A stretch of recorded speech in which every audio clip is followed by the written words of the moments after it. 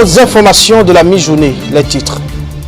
De nouvelles mesures ont été prises par le gouvernement béninois pour mieux faire face à la pandémie du Covid-19. C'est à la faveur d'une rencontre tenue ce lundi par le comité gouvernemental de suivi de la pandémie. Dans un instant, le point avec Benjamin Houpati.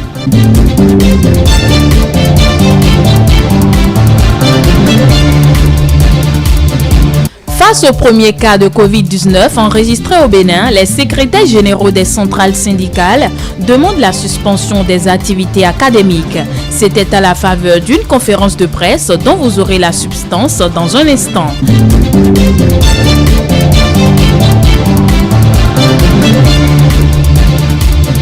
Et puis, qu'en est-il de la décision de fermeture des lieux de culte prise par le gouvernement dans la ville de Parakou? Une équipe de nos reporters s'est intéressée à la question. Le reportage est à suivre.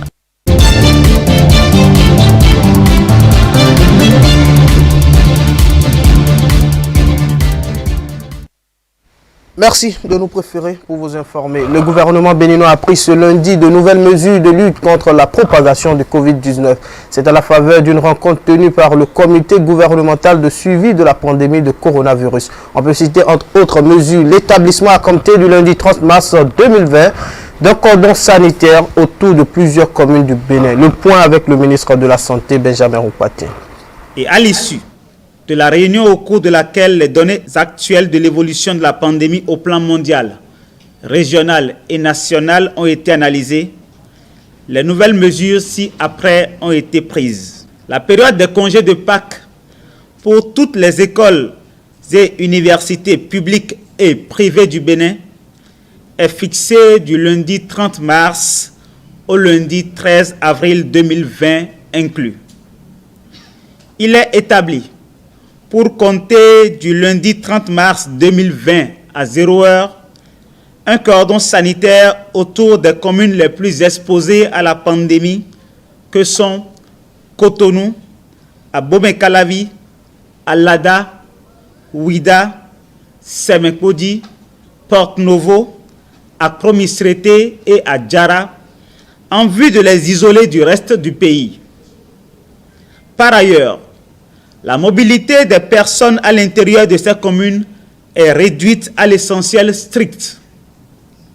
En conséquence, le transport en commun de personnes y est suspendu à partir de cette même date. Le transport de marchandises n'est pas concerné. Durant cette période, il est demandé aux populations de réduire leurs déplacements sur toute l'étendue du territoire national au minimum nécessaire, de ne pas se regrouper sur les lieux de plaisance, comme les plages, les places de fête et autres. En outre, il est recommandé aux personnes âgées de plus de 60 ans et celles porteuses d'affections chroniques de procéder à leur auto-isolement, sauf cas de force majeure.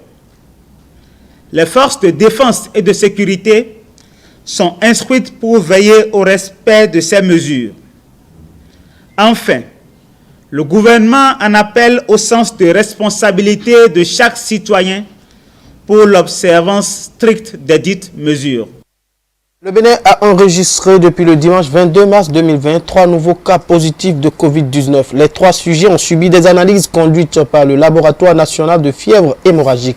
Ils sont tous des Ivoiriens résidant au Bénin et sont âgés de 41, 56 et 18 ans, selon les précisions données ce lundi par le secrétaire général du ministère de la Santé. On l'écoute. Depuis ce dimanche 22 mars 2020, le Bénin a enregistré 3 nouveaux cas de Covid-19 confirmés par le laboratoire national de fièvre hémorragique. Avec ces 3 nouveaux cas, tous ressortissants ivoiriens résidant au Bénin, notre pays compte désormais 5 cas confirmés. Le premier cas est un homme de 41 ans qui a séjourné en Côte d'Ivoire du 3 au 8 mars 2020. Le 18 mars 2020, il a présenté une symptomatologie faite de toux, d'une rhinorrhée, des éternuements et de douleurs musculaires. Suspecté de Covid-19, l'intéressé fut mis en isolement et bénéficia d'un prélèvement dont l'analyse au laboratoire national des fièvres hémorragiques révéla qu'il est positif à la Covid-19. Le second cas est un homme de 56 ans. L'intéressé aurait effectué un voyage dans la sous-région au cours de la période, notamment en Côte d'Ivoire et au Togo.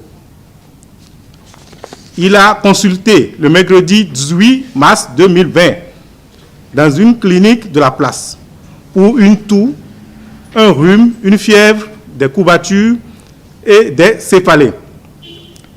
Des soins lui furent administrés et devant la persistance des symptômes et la notion de voyage dans les pays touchés, la COVID-19 fut suspectée et un test réalisé. Le résultat reçu ce 22 mars indique qu'il est positif à la COVID-19. Ce jour, son état clinique est satisfaisant. Le recensement et la mise en quarantaine des contacts est en cours. Le troisième cas est un élève âgé de 18 ans et fils du second cas.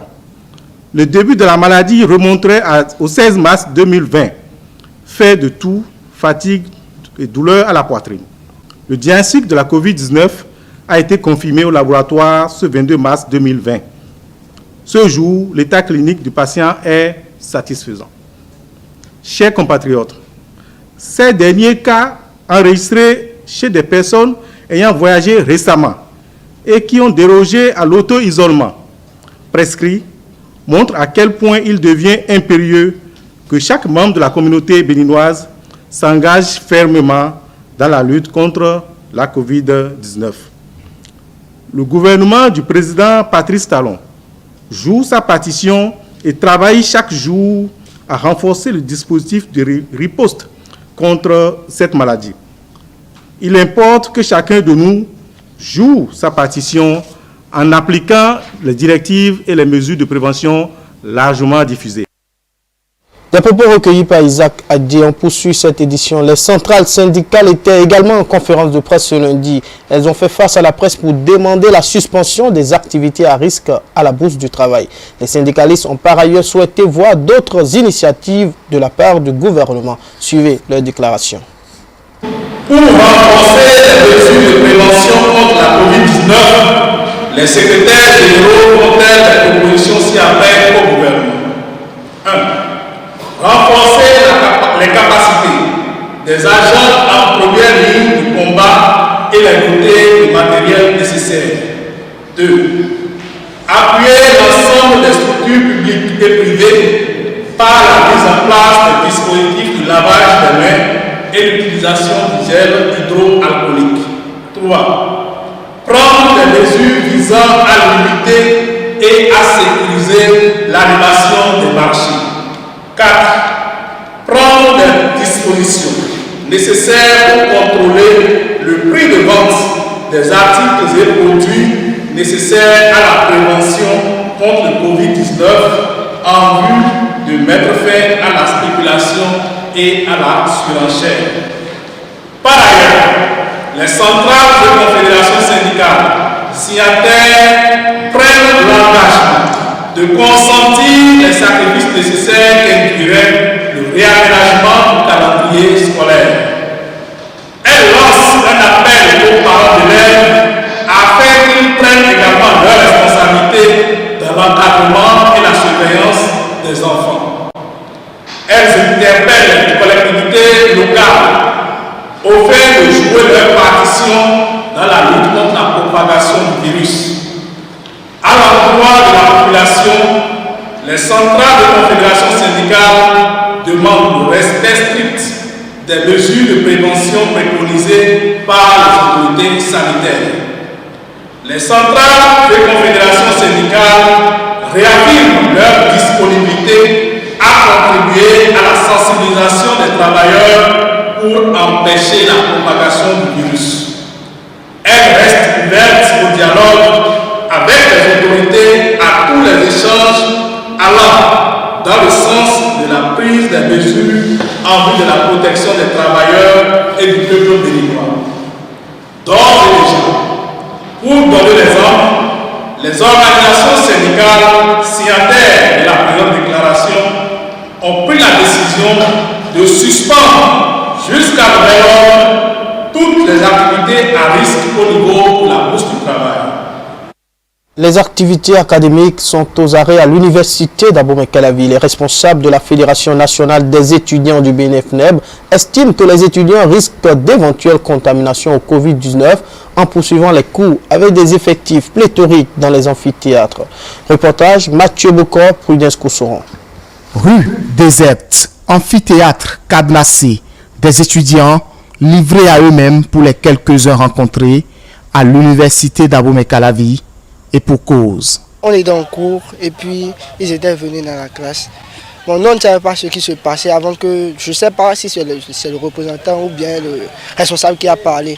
Et puis tout ce qu'il a dit, c'était que le recteur avait sorti une note de service interdisant les manifestations de plus de 50 personnes. Dans notre classe, on faisait déjà la soixantaine. Donc elle est venue, il a tenu ça pour argument. Il a tenu aussi pour argument le fait qu'on ait fermé des églises et qu'on n'ait pas fermé des écoles, alors que le risque de propagation dans les écoles est plus fort que celui de l'église. Donc après qu'il ait parlé, il a demandé qu'on prenne nos bagages et qu'on sorte de la classe. Des camarades de la FNEB, ils étaient là, ils ont suspendu leurs cours, ils nous ont demandé de sortir des amphis. Que normalement on devrait arrêter les cours parce qu'ils ont exigé à ce qu'on ait une distance de 1 mètre. Mais en amphi, on ne respecte même pas 5 cm. Donc c'est pour cette raison qu'ils ont jugé bon qu'on arrête les cours. Moi j'ai été au cours pour constater que les membres du FNEB sont venus et ils nous ont renvoyés. Ils n'ont rien fait au hasard. Ils ont tenu compte les décisions prises par le gouvernement qui insinue qu'on doit prendre 1 mètre d'écart. Or ce qui ne se fait pas dans les amphis. Il faut constater aussi que dans les amphis, nous sommes trop nombreux, 1000 étudiants, 2000 étudiants des fois. Une décision non officielle que justifie le président de la Fédération nationale des étudiants du Bénin. Le Conseil des ministres du mardi passé a parlé d'une mesure de 1 mètre de distance. À l'université, c'est impossible. C'est impossible même de respecter 5 cm de distance dans les amphithéâtres parce que nous avons des amphithéâtres de capacité 500 et où on a 1000, 2000 étudiants qui font cours dans ces amphis-là. Donc c'est très difficile, il n'y a même pas d'espace. Alors le recteur a interdit toute manifestation de plus de 50 personnes, mais dans nos amphis, nous avons plus de 2000, 3000, 4000. Et alors nous, en tant qu'organisation, nous avons fait une descente, nous avons discuté avec nos camarades. Nous n'allons pas attendre le pire avant de prendre les grandes décisions. Nous avons discuté avec nos camarades, on les a demandé de rentrer en attendant de poursuivre les démarches. La psychose gagne les cœurs des étudiants inquiets pour leur santé avec des nouveaux cas confirmés, ne sachant plus à quel sens se vouer. Le gouvernement sollicité par la communauté universitaire. Que le gouvernement aussi fasse diligence. Doter les amphithéâtres désinfectants et permettant aux étudiants d'avoir accès facile aux citernes pour pouvoir se laver les mains régulièrement. Monter de surveillance sécuritaire pour pouvoir empêcher les étrangers d'avoir accès à l'université. L'université est ouverte et les gens entrent dedans et nous demandons au recteur de mettre des dispositifs désormais pour contrôler les cas d'étudiants et contrôler l'accès à l'université d'Abomey-Calavi. L'université d'Abomey-Calavi se vide de ses apprenants pour raison de coronavirus. Même le transport est mis aux arrêts. Parlons toujours de la pandémie du coronavirus. Le ministre de la Santé a donné les différentes mesures préventives à la population afin d'éviter la propagation du mal. Ces dites mesures préventives qui s'avèrent indispensables aux citoyens ont changé leur quotidien et leurs différentes habitudes.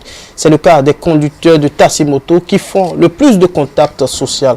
Anthony Adossa nous fait le constat. Ils font partie des personnes qui sont les plus en contact avec les autres dans leur quotidien. Remorquer un client, leur prendre les frais de taxi sont les quelques gestes qui s'imposent à ces conducteurs de taxi-moto. Les mesures préventives contre la propagation de la Covid-19 commencent à avoir des impacts dans le quotidien de ces conducteurs de taxi-moto. Mesures qui s'imposent à eux. Les difficultés que nous rencontrons aujourd'hui il n'y a plus de clients dans la circulation. Bon, si vous prenez par exemple le dimanche, toutes les églises sont fermées et je me demande qu'est-ce que les étudiants vont manger si ça continue. Ça veut dire qu'il n'y a plus de clients dans la circulation. Aujourd'hui, je suis contraint. Je ne peux pas rester à la maison. C'est le drame ça. Nous n'avons pas les moyens pour subsister. Nous sommes obligés, le ZEM est obligé de sortir tous les jours pour aller chercher son pain quotidien. Qu'est-ce qu'il peut faire?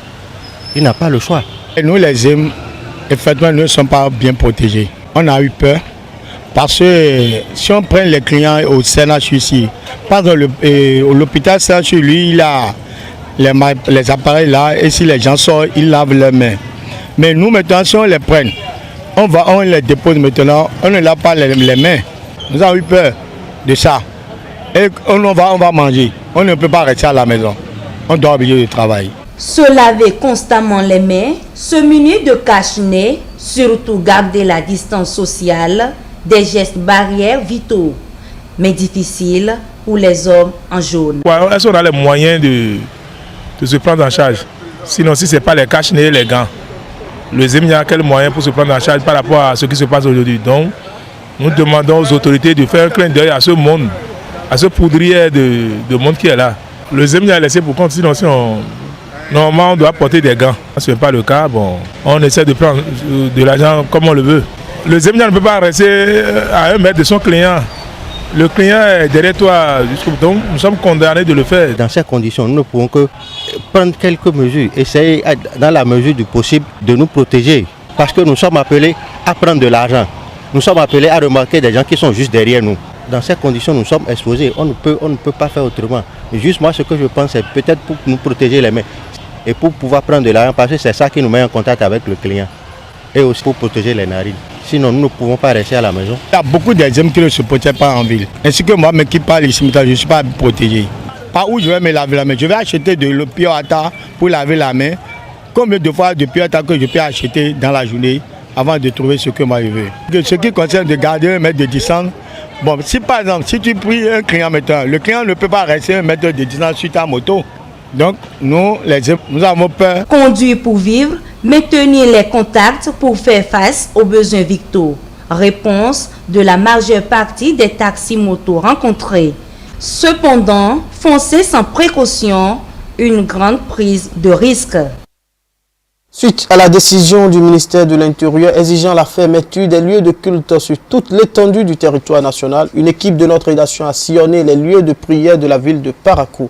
Le mot d'ordre est suivi par endroit. Reportage, Léon Baton-Wero.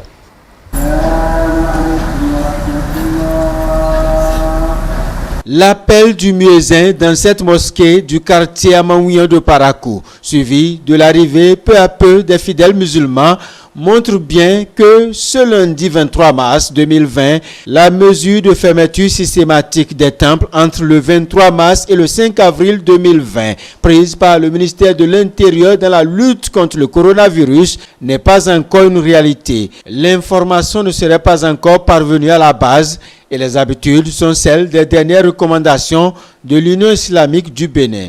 À Tian, par contre, dans cette paroisse céleste, les choses sont plutôt suivies de très près. Vous avez vu vous-même quand vous étiez arrivé que les portes étaient fermées. Ce n'est pas de notre habitude de fermer les portes de notre église, surtout dans l'église chrétienne céleste. Dans la Bible, Romains 13, verset 1, là dit que nous devons obéir aux autorités. Puisque les autorités que nous avons ne viennent pas d'eux-mêmes, mais de Dieu. Nous avons encore pris un décret pastoral pour informer tous les responsables de chaque paroisse dans l'intérieur du pays qu'ils doivent fermer les lieux de culte du 22 au 5 avril prochain. Et surtout, nous avons vite informé les fidèles qui sont au niveau des frontières avec les pays touchés, comme le Burkina.